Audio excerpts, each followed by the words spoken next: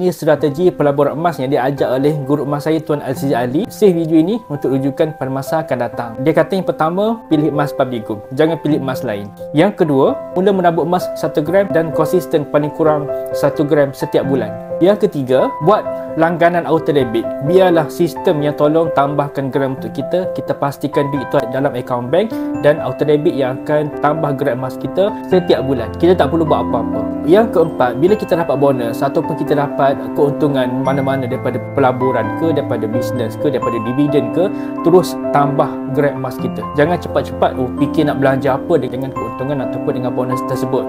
Kita tambah dulu tabung simpanan kita untuk bertambah kaya. Yang kelima, pesanan Tuan Azizi Ali, dia kata kita menyimpan emas, portion dia adalah sampai 15% daripada pendapatan kita. Daripada setiap bulan gaji kita tu, peruntukkan kepada emas sekurang-kurangnya 15%. Jadi tuan-tuan, nak pergi pasal emas boleh follow saya. Nak mula simpan emas boleh klik link dekat bio saya.